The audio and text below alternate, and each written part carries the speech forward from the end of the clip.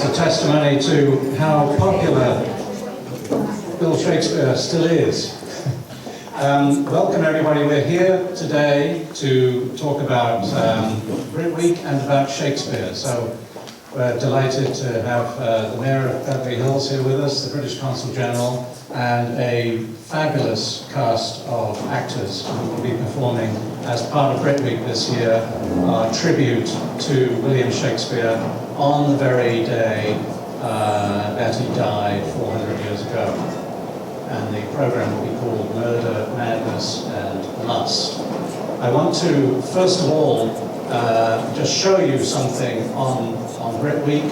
BritWeek was founded, this is our 10th anniversary, we were founded in 2007 by myself and my wife Sharon and a number of other people here, including Nigel Lithgow, who I think is not actually here right now. And we founded it for the purpose of celebrating and promoting every form of creative bond between Britain and Los Angeles, broadly defined, which obviously includes Beverly Hills, Santa Monica, West Hollywood. And we have had, over the years, every year, as many as 40, 45 events crammed into a 2-week period to celebrate every form of creativity, from graffiti art to technology to film, television, music, fashion, food, interior design, and of course, theatre. And I just want to show a short movie which will just enable you to capture the flavour of BritWeek over the past 10 years. Sarah, the movie, please. It's very short. You're only partially correct. There's much more to it than that. Beverly Hills, the city of Beverly Hills, has always been part of BritWeek from the very beginning. And I'm delighted to ask the Mayor, Mayor Mirisch, the Mayor of Beverly Hills, to come to the podium and talk about what will be happening here. Thank you.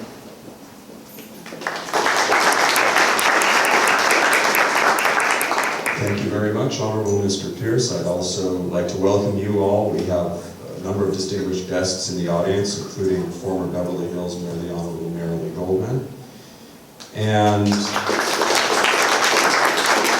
British Consul General, the Honorable Chris O'Connor. So thank you for joining us as we celebrate, perchance, the greatest writer in the English language, and we're going to announce a BritWeek event that will take place next month at the Wallace, which is right across the street from us here in Beverly Hills. It is a particularly auspicious year.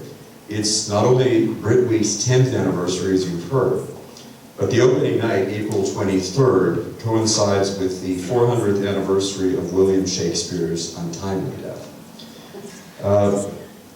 Beverly Hills resident Cole Porter once admonished all of us to brush up our Shakespeare. And we will have an opportunity on that night with a one-night-only production of Murder, Lust, and Madness, which was written, directed, and produced by distinguished Shakespeare scholar Louis Fantasia. He's here today along with members of his amazing cast, and I will take a moment to digress because Louis Fantasia is not only a talented writer, director, and producer, he's also a very talented double bass player in the LA Lawyers Philharmonic, and in fact, we'll be playing with them tonight at the first of the concert series that we've started, Sing Along with the Mayor and Council. So that takes place tonight with the talents of Louis Fantasia. You're all invited, by the way. It's at 7:30 at the Academy of Motion Pictures, Arts and Sciences. Enough time to change into my cup. At the Samuel Goldwyn Theater, and you are all welcome, yes. But back to the Bard and Murder, Lust, and Madness. The special performance will offer a condensed and a thrilling tribute to Shakespeare in the form of drama, music, and dance. And it showcases why we continue to connect with Shakespeare's plays and his sonnets 4 centuries later. It comes down to Shakespeare's understanding of the human condition. Whether he was writing comedy or tragedy, he was a master of creating complex characters with emotional range, creating passionate dialogue, and breathing life into universal themes. So on behalf of my colleagues on the Beverly Hills City Council, it is my pleasure to proclaim April 23rd, 2016 as a day to celebrate the great bard, the English language, the people of Great Britain, Anglophiles everywhere who love Shakespeare, and BritWeek. And before I read the proclamation that we have, I'll just give a brief anecdote about my college days long ago. We would have, in our college dining rooms, various language tables. If you were learning French, you could sit and have your meal and speak French, and you could speak Spanish. And I would occasionally go to the Spanish table and not do very well. But we also had an affected British accents table. And that was always my favorite place to go. And while we understand that William Shakespeare is certainly a lot more than accents, if you can't do an affected British accent, kicking off BritWeek and reading a proclamation, when can you? So, with that, thank you. And I will apologize in advance to those of you who know I'm just doing my best. Whereas April 23rd, 2016 marks the start of BritWeek in Southern California and the 400th anniversary of the death of William Shakespeare, who is celebrated around the world for his tremendous contributions to literature, the arts, and the English language. And whereas William Shakespeare, who was born in Stratford-upon-Avon in 1564, was a playwright, poet, actor, and part owner of the Lord Chamberlain's Men, the theatre company that founded London's Globe Theatre in 1599. And whereas William Shakespeare is revered for his keen insight into human nature, his knack for wordplay and dramatic dialogue, and his ability to create memorable, iconic characters. And whereas William Shakespeare's timeless works, which include tragedies, comedies, and sonnets, continue to thrill audiences, inspire artists, fascinate scholars, and captivate readers all over the world, now, therefore, we, the City Council of the City of Beverly Hills, do hereby congratulate and commend the nation of Great Britain as we honor the life and works of William Shakespeare, and further proclaim April 23rd, 2016 to be William Shakespeare 400 Day in the City of Beverly Hills.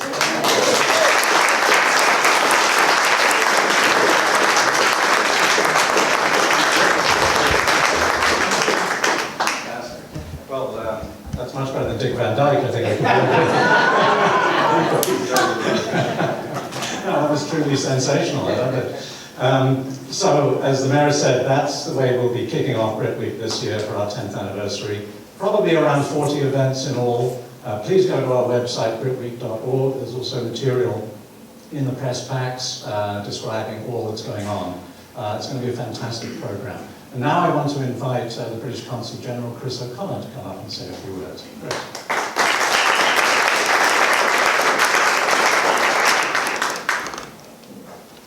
Well, thank you, Bob. Thank you, Mr. Mayor. I think we should give you an honorary British passport for that absolutely outstanding fake British accent. I'll endeavour to keep out the fake British accent the whole of my my remarks. So BritWeek is this fabulous celebration of the creative bonds between the UK and California. And when you have a relationship, I mean, the relationship is phenomenal. The relationship is broad. It covers every field. It's incredibly deep. It's incredibly strong. It's incredibly trouble-free. I mean, we don't agonise about our relationship, and it's people working together in every single field. It's in film and television. It's in science. It's in theatre and the arts, it's in academia, it's in business, in every single aspect of life. And you find time and time again, it's with Brits and Californians working together, that some of the most creative, innovative, groundbreaking work is done. We're really hugely proud of that. But you find in a relationship like that, often the relationship becomes taken for granted. That we don't, so we're not angst-driven, we don't afraid about things, we just work together day in, day out for the greater good in every field. And one of the fabulous things about BritWeek is it refuses to take that relationship for granted. It celebrates that relationship, it showcases it, it holds it up as something that we're really proud of. And by doing that, it of course helps lay the foundations and build the connections for those who are going to be taking forward that relationship over the years and decades to come. So thank you, BritWeek. Thank you, the co-chairs of BritWeek. Thank you, the BritWeek board, for everything that you do. William Shakespeare, of course, is a British treasure. Over the 400 years since his death, he's sort of become a global treasure. And you find that he's, in many ways, loved as much in the US as he is in the UK.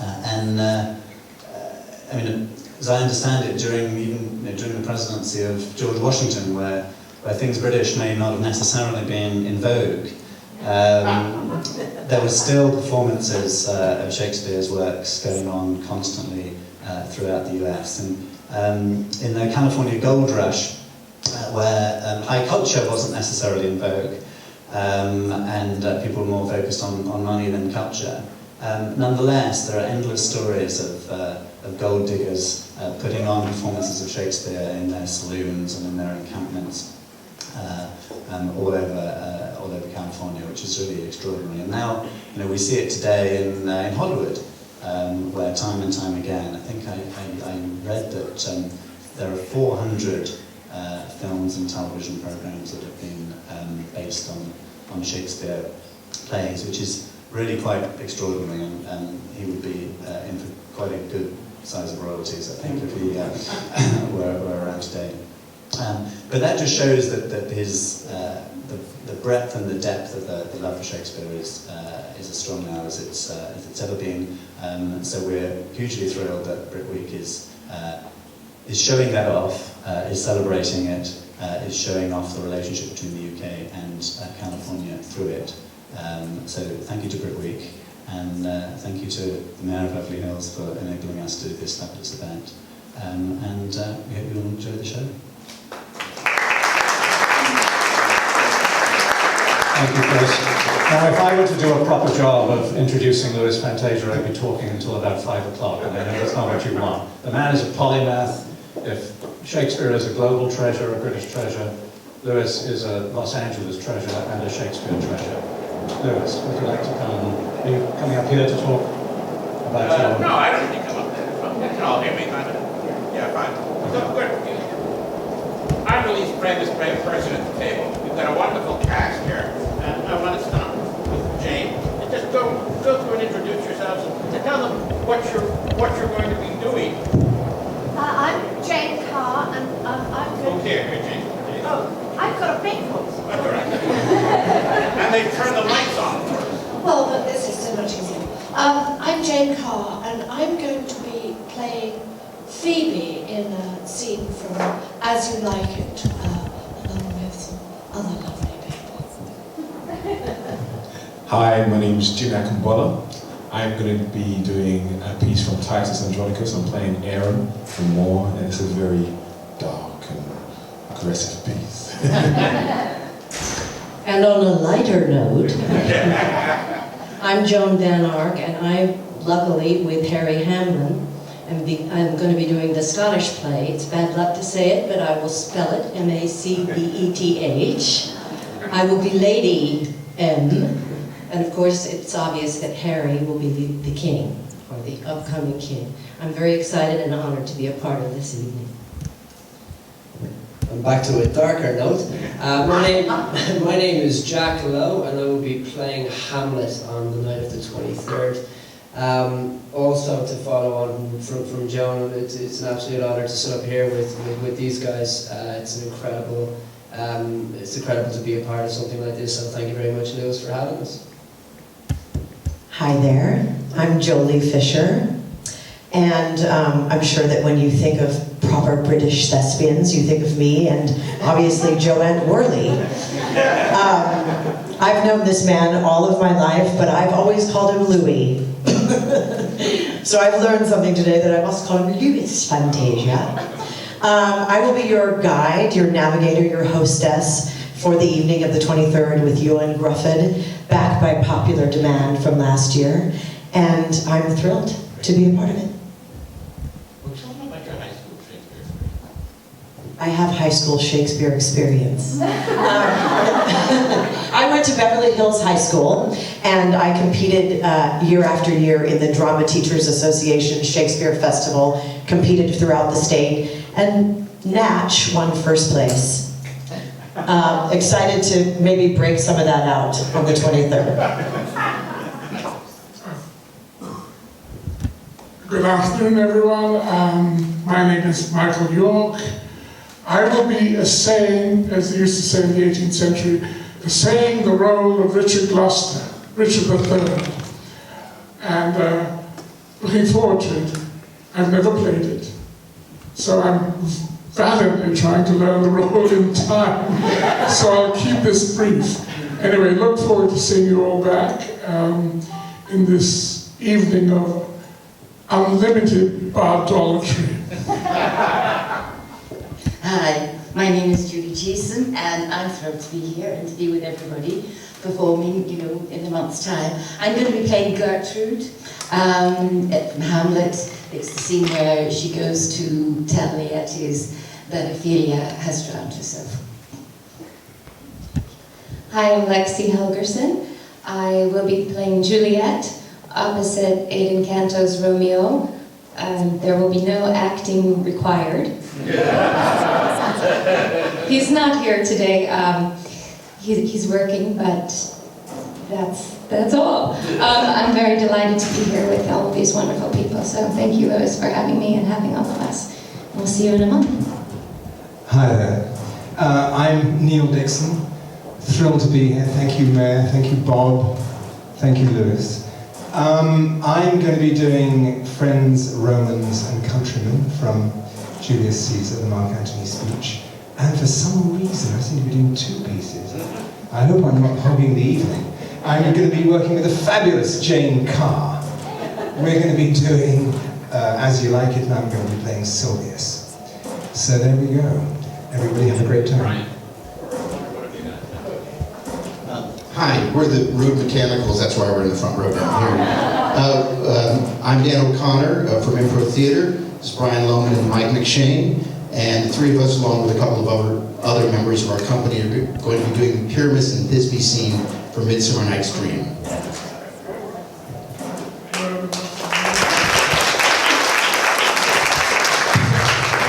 So as you see, Murder, Lust, and Madness covers a wide range of Shakespeare plays. Everything from the comedy Twelfth Night, As You Like It, to the Scottish play Lear, Richard III. He was obsessed with it, what can I tell you? It's what makes good drama. Now what do I do? Oh, I know what I wanted to do. I wanted to give Michael a moment of equal time, because Michael represents an opposing worldview. Go ahead, I'll give it to you. Some have greatness thrust upon them. Well, Lewis, I'm not going to ruin the evening or put clouds over it, but it's now an academic study about this William Shakespeare. And it's researched all over the world. It's because a lot of people, right from the start, have doubted, that the Stratford Shakespeare, or Shakespeare, as it was spelled in Warwickshire, lives up to the mark. But people say, yes, but there are geniuses. But this extraordinary man, who is fluent in all the sciences, legal, whatever, it doesn't add up with what you're left with. A man whose wife is illiterate, his children are illiterate, nothing is written about him, he can barely write his own name, he's a cantankerous, anyway, I'm not going to get into this thing. So there is another point of view, and the great thing is, it's debated in schools. It's now, an academic subject, and a very good one. We of the antis have offered to debate the Stratfordians, put up a great deal of money, and they wouldn't take us. So, anyway, after our performance the next day, Derek Jacobi and Mark Rylance were all sort of joining each other. There's going to be counter-production. So it's there.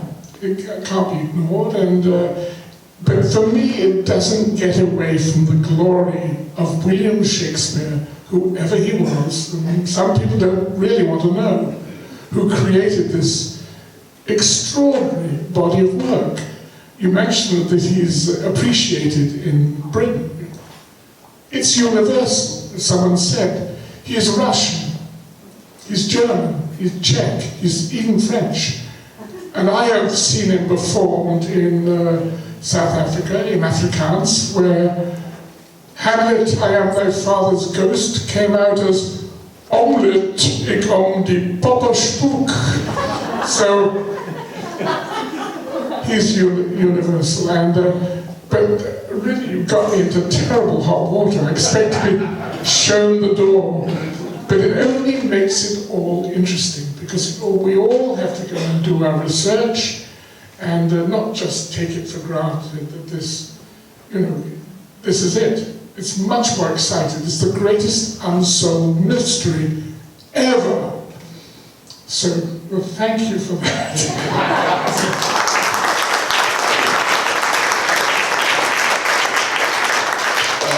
Do we take questions now, Bob? Or Yes, is there, absolutely. There is. All right, so, questions? Or not? Did you have any questions? Yes. I just wanted to ask the difference between, for some of the actors, and any of you can chime in, playing a more villainous character.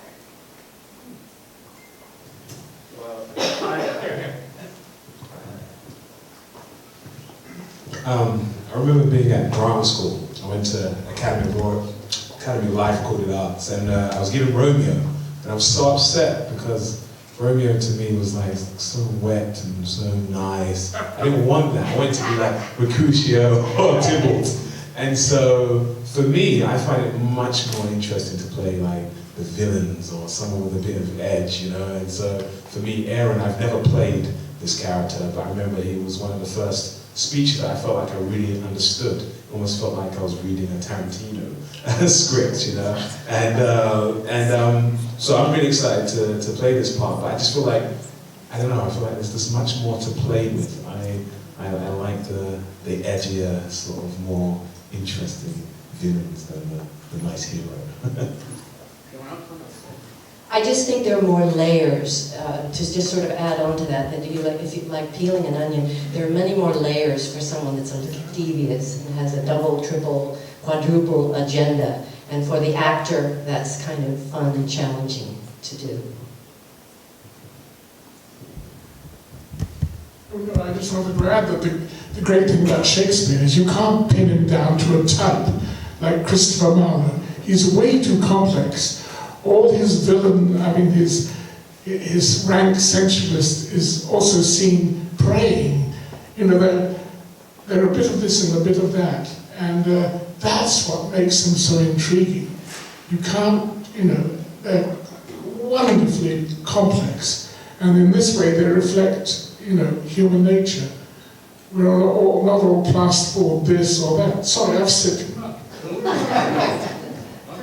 Anyone else? Yes, ma'am.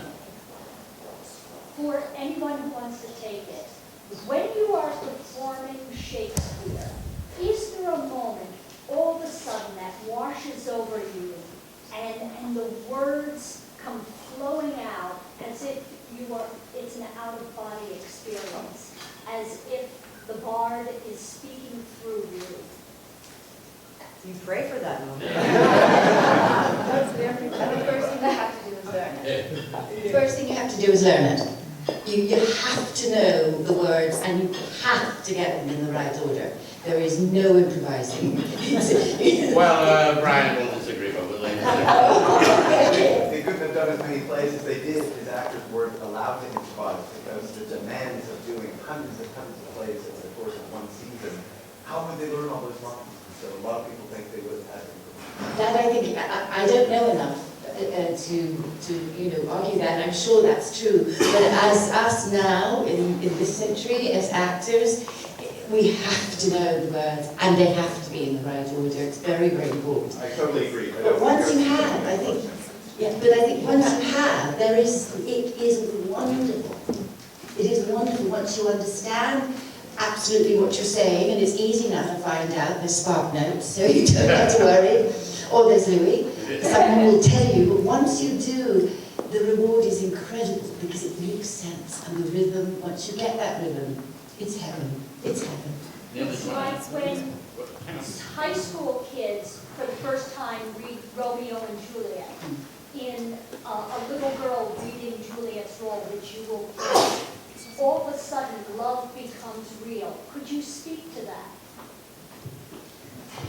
Well, again, I think that's the hope, and I think that's the gift of having an imagination, that whether you're 13 and have been in love or not, or maybe you have a crush and haven't told that boy or girl yet, but just that you have an imagination that's limitless, and the words are just layered on top of that, and help give you or channel your experience of your feelings. So I think for someone like Juliet, what you want to ask? Could you ask your question again? More, please. I may have kind of strayed. That's fine. But Shakespeare, an old British guy, becoming this Italian young girl in love. Who would have thought? Who would have thought? There's the world's greatest mystery, as Michael spoke of. He understood. He understood what it was to be. He again had an imagination that was unlimited and could imagine being a 13-year-old girl in order to give us this story and the words that she says that are just reflective of her heart, exactly as you do. Yes. Well, I think, with any performance of any character, it's about connecting with the human condition. And once you've done that, and once you've learned the lines, it flows. But just a little anecdote. I was doing, we have this strange thing in England, we actually no longer. It used to be called Weekly Rep. It's a professional theatre company where every week you did a new play. And we were doing Romeo and Juliet, and I was playing Romeo. It was one of my first jobs, and we had to learn the whole play in a week. Impossible. And I basically found myself improvising Shakespeare, and got away with it. The audience wouldn't have known. So, it can be done. Yes, Judy would have known. Michael. Yes. But I think that's, with any role you take on, it's just finding where, who, what, why, when, and where this person comes from and is, and then it flows, hopefully. Was there a question in back? Yeah. Yes. Yeah. So Shakespeare is often the basis, the root of an artist's training. Can you each talk to us about what role Shakespeare played in the direction that your career took, or the direction that you decided to go in as an artist? I'll jump in here on this one. So prior to 2 weeks ago, I hadn't looked at Hamlet in 17 years. I hadn't looked at a piece of Shakespeare in maybe 4 years. It's really interesting. This might actually rope into your question. It's just in terms of the text. Obviously, some of the guys up here have this down because they've done it many, many times before.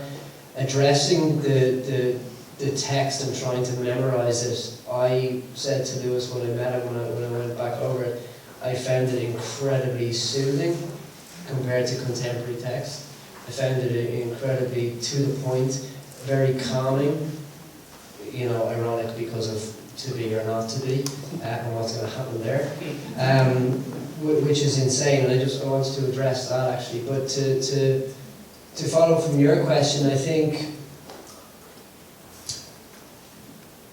young people these days, they do Shakespeare in school. It's on the curriculum, I don't know whether they don't understand it, and I think for a lot of actors there's a huge pressure to perform in a certain way, and this rubs back to me jumping on the panel here with these guys who are very, very versed in Shakespeare, and that's why I told you that little story.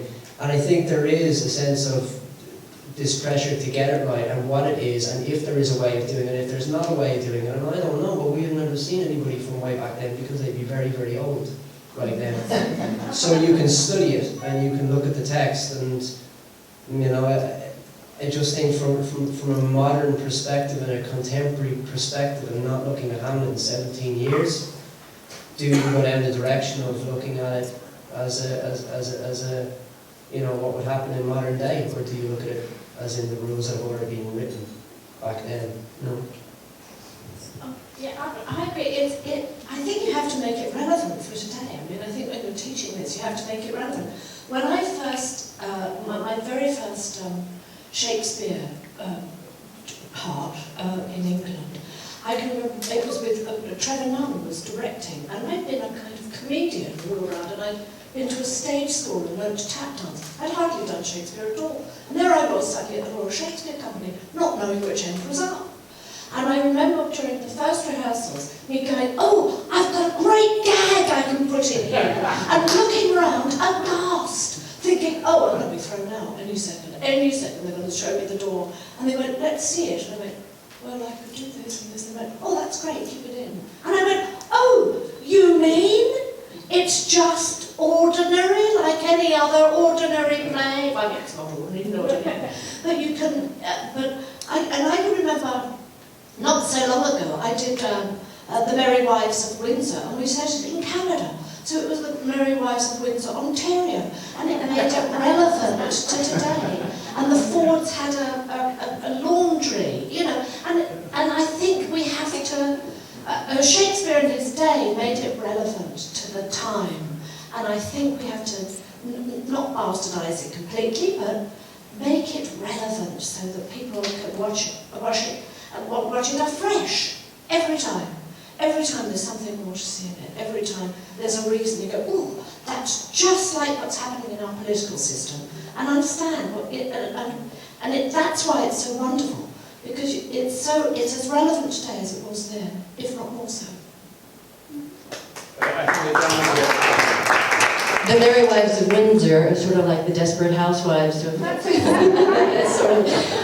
one thing that I've noticed in studying the Scottish play in Lady M, to me, once you do get the words or work on the words and things, it's like a wonderful piece of music, because somehow as an actor it feels like it's supporting you. It's the rhythm of it, the language of it, the cadence, all of it carries you. I did Three Tall Women in New York, which was written by Edward Albee.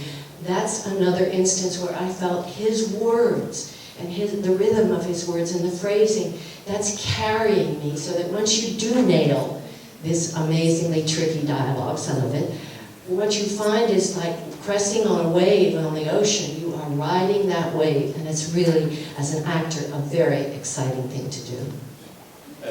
This question's open to everyone. If you lived in Shakespeare's day, what one question would you ask him, whether it be something even relating to your character you'll be playing for Murder, Lust, and Madness? Well, I'd ask him if he was the Earl of Oxford. Anyone want to say something? Well, I want to know. I'd want Michael's question answered. Did he write them all? That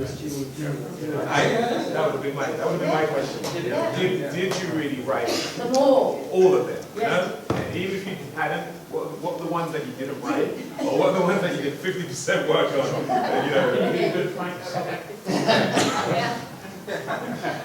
They said in the LA Times, there was an article, a review actually, Charles McNulty, of the Scottish play, which is being done up at Berkeley Rep, and one of the writers mischievously said that the lead couple in the Scottish play, were really the happiest married couple in all of Shakespeare's plays. Think on that as we are in the middle of this political season. I just wanted to answer your question. When I was in 5th grade here in Los Angeles, we were taken on a field trip. So I was 9 or 10 years old, taken on a field trip to what is now the Geffen Playhouse, which was called the Westwood Playhouse. And they took children to see Sir Ian McKellen do all characters of Shakespeare by himself on the stage. And there was an audience filled with 9, 10, 11-year-old children. And I was catapulted into each of these stories by watching this man really inhabit women, men, men dressed as women, dressed as men, and all of the different characters, and really that was, I said, I gotta get me some of that. I know there are a couple more questions. I just want to throw two things in, because then I have to go and change and get my double bass. One is, this is a personal peeve of mine, and I hope it doesn't reflect poorly on the Beverly Hills School District. The worst thing in the world right now in education are these texts called No Fear Shakespeare. Right? Because what they are, right? What they are is they have Shakespeare's verse on one side, and then an English translation on the other. So you might have friends, Romans, countrymen, and then translated friends, people who live in Rome, people who are citizens. But the idea that you're sending a message to a kid that he is too stupid to read this without footnotes or quote-unquote translation is actually stunning. Stunning. Yes, question over there. My question is for you, actually. Oh, okay. When you were creating this project, did you have this cast in mind? And when they said yes, what did that mean to you? And also, the proclamation of having Shakespeare for 100 Day, what does that mean to you? It might mean that my parking ticket in Beverly Hills will get taken care of. I think it's great. Look, I think it's great that, you know, whether he's the Earl of Oxford, Francis Bacon, or William Shakespeare, that we're actually publicly, not only here in Beverly Hills, but Chicago, Boston, all around the world, celebrating Shakespeare. Because it's celebrating great theater, great drama, great literature, great poetry, stuff that's vital to education. So I think, you know, an action like this is really a great signifier of the support and drive that these works play in people's lives today. What was the second part of your And question? yes, we are his dream cast. How lucky can a boy get to direct Michael York and Joan Van Ark and Neil and Julie and Shakespeare? And so I suggest things to them, and they say, no, I really want to do Richard III. Right? And so I say, yes, Michael. I say, yes. Whatever makes you happy, Michael.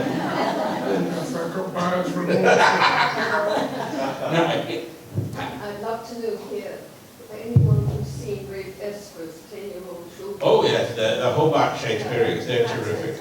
They're terrific, and they show you what can be done. And I run a teacher training institute every summer at the Huntington Library. And some of the teachers come from all over the country for teaching Shakespeare. But now we're actually getting math teachers and science teachers and elementary school teachers and special ed teachers coming, because the work we're doing applies to all these kinds of things. And it's based on the course I started at the Globe in London in 1997. But one of our alum now was from Chicago, and she's now gone on and started the Chicago Youth Shakespeare, where they do, in a very divided and very polarized city, kids from all neighborhoods get together, perform as a company, and go into all these diverse neighborhoods together as a company performing these plays. So I just think it's great. Yeah? What are the challenges of transcending your performance from stage to screen? I'm not sure I... You have to whisper. So have you ever performed the same role, the same Shakespeare character on screen? I think nothing, maybe the only one both on stage and screen. Is there a difference? Well, obviously the key thing is that films are done in bits. You know, they're not done in sequence. Whereas a stage play, you're in control of your performance. It's a wonderful feeling, and you know, you are responsible. The films, you know, you have to keep it going through over several months, years. But that's again part of the challenge. You might have to put up with your very final scene of, you know, of tragic eloquence is done on the second day. So you've got to work it all out before, but every actor does that. You know, they plot their roles. And basically you're providing raw material. This is the other thing in the movies, for someone to cut into shape. So you're not in control entirely, although you can owe to the edit that he can cut out the bad bits and leave the good bits. But there is, it's lovely to go from one to the other. Because as someone said, at one point, you're whispering like that and it all gets picked up. Another time, you have to use what Shakespeare intended, this voice. And in his Globe Theatre, which had 2,000 people all talking, you had to have a voice, a muscular diction, which we're all losing now because there are too many of these around. But basically the plays are open-ended. You never have to do what the author intended, because you never know what the author intended. This is how he said, look, I'm going to give you this situation, I'm going to give you some pretty good words to speak. Now, let's see where we end up. So, if the property is, you're doing what the author intended, the property remains the property of the author. But that's the great thing by Shakespeare, will always be done. He'll always be interested, he'll always be relevant, because he wants you aboard. He wants a collaboration. And that's what's so great about him. I think we need to wrap it up, but I know people have bits and pieces that they were going to perform, but I think we need to wrap it up, so you'll just have to come on April 23rd and see what they're going